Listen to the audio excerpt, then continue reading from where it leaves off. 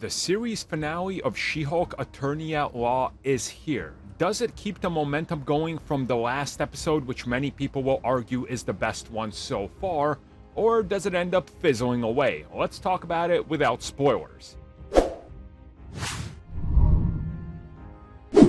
So as always, before we get into this, let me of course mention it, the audio commentary for this episode will be out. There's going to be a lot to discuss in the 9th episode and also everything that leads up to it.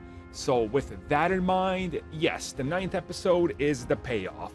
You guys should probably be used to the final episode of a Marvel TV series being the big blow off, the big special effects. This is where the money went in. And if that's what you're looking for, you're not going to be disappointed. Watching last week's episode and this one back to back, you can tell that the money and time and care and everything was put into these episodes. Now, I will say I still have that problem, which I very much vocalized in a video in regards to how they build up the entire series, and it's always the same thing, the major cliffhanger to get you to the last episode. And again, yeah, they did that. But here we kind of knew what we were expecting, right? The Hulk is going to be back. How is he going to deal with the whole situation? What happens with Jen's blood and everything that happened at the end with her hulking out? How does Abomination get involved with this whole situation? Is there some other forces at play? What about this whole intelligentsia thing? Well, there's answers here. There's confrontations.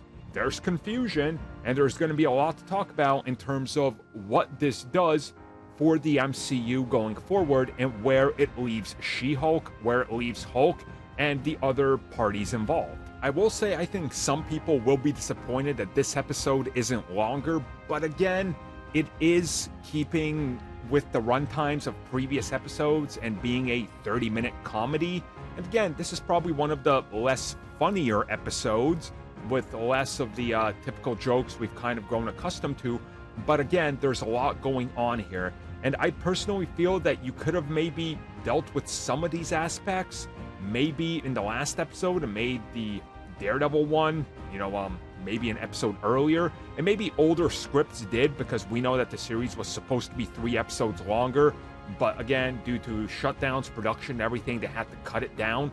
So I think some of the issues in this episode do kind of have some of those holdovers, and you find a pacing issue to a degree.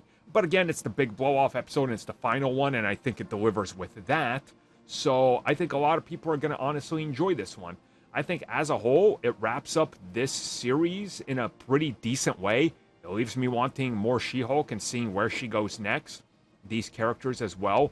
There's a lot at play that I can't wait to talk about soon, and I will be talking about obviously in the spoiler-filled videos. But for right now, yeah, I really enjoyed it, and I thought what they did here was real good. Now it's going to be time to reevaluate the whole thing and see where I place it in my rankings.